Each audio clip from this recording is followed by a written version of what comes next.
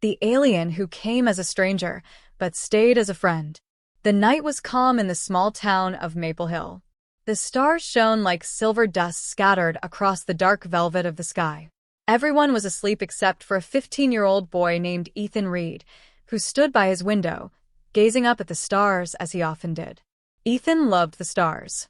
They were his escape from the loneliness he felt since his parents' long working hours left him mostly alone. His father was an astronomer who worked at a nearby observatory, and his mother was a nurse who worked night shifts. Their love for science had passed down to Ethan, who dreamed of becoming an astronaut one day. That night, however, the stars didn't just sparkle, they moved.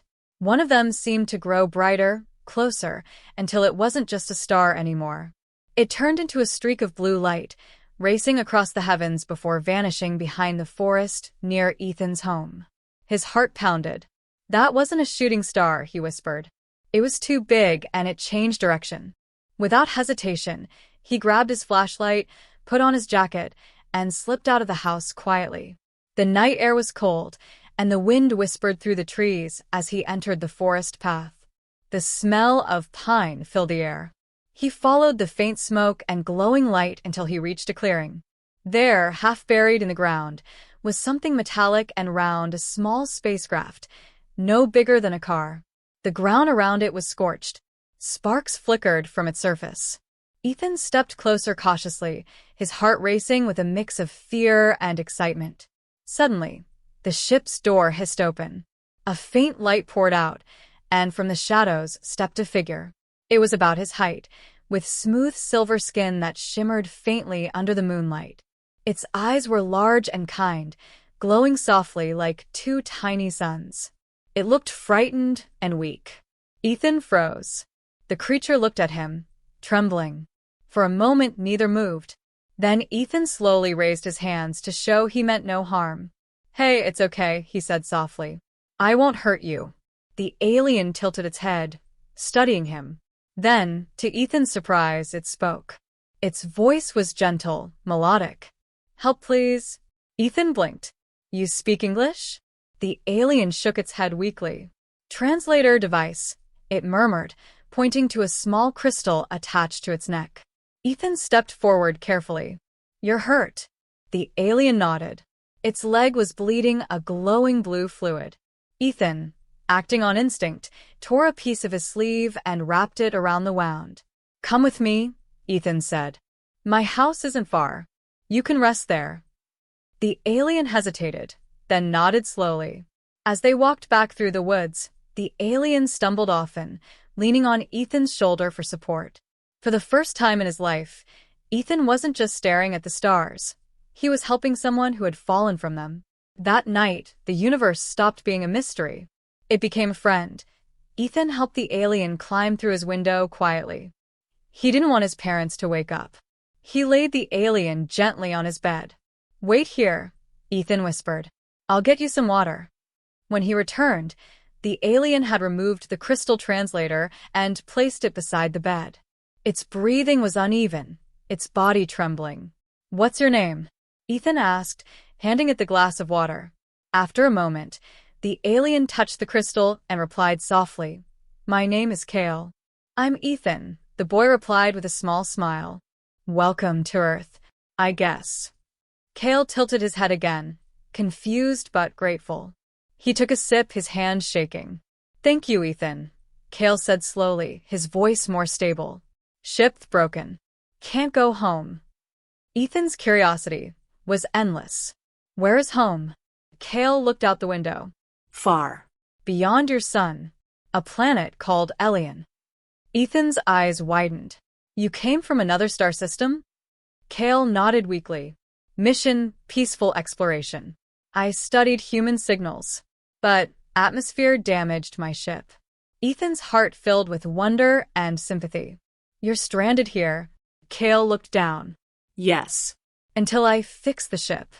Ethan thought for a moment. "Then I'll help you. I know a bit about mechanics. My dad works at the observatory, he might have tools." Kale gave a small, tired smile. "You would help me?" "Of course," Ethan said.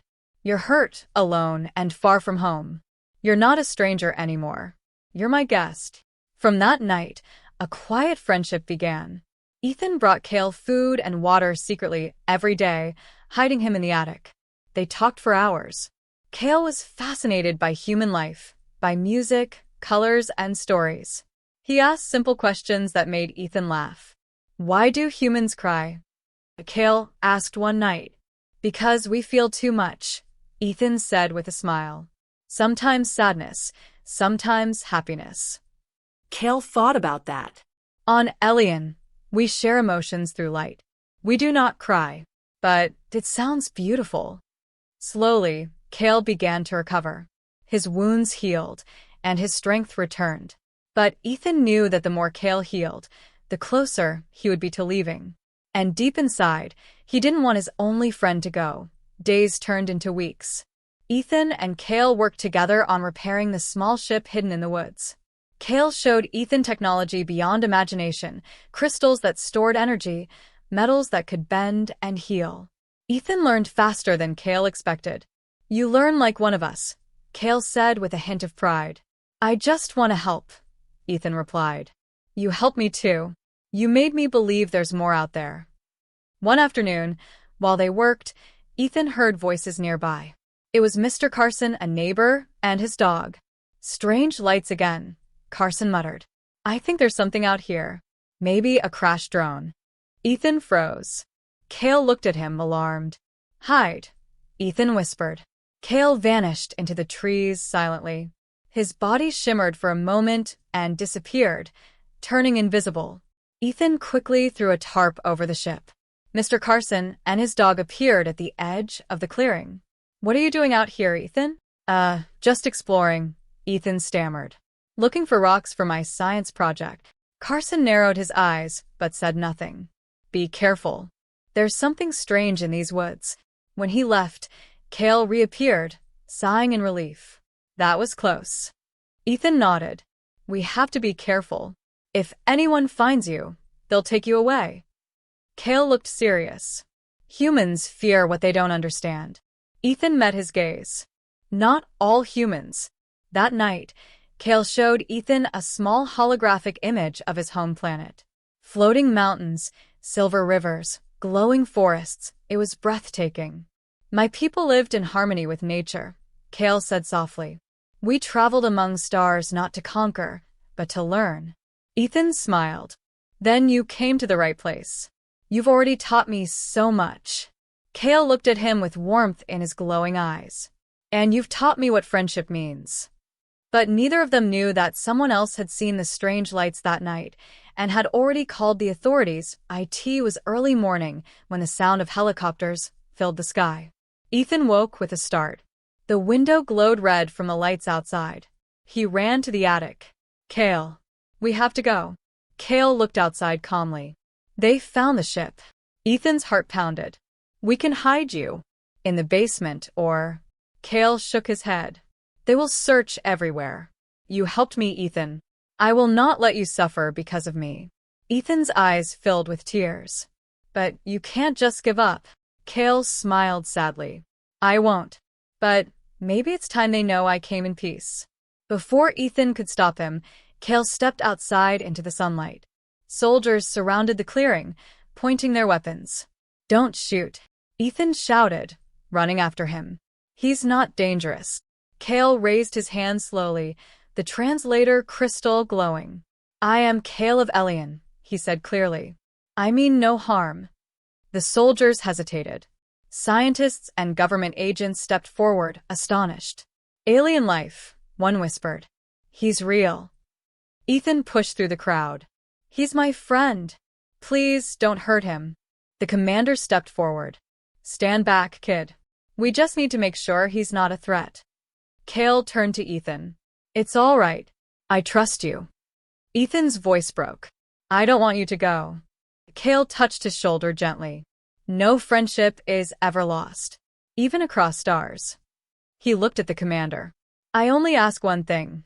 Let me fix my ship and return home." There was silence. Then, to everyone's surprise, the commander lowered his weapon. "We'll cooperate," he said, "as long as you remain peaceful." Over the next few days, scientists studied Kale's ship, with Kale's help.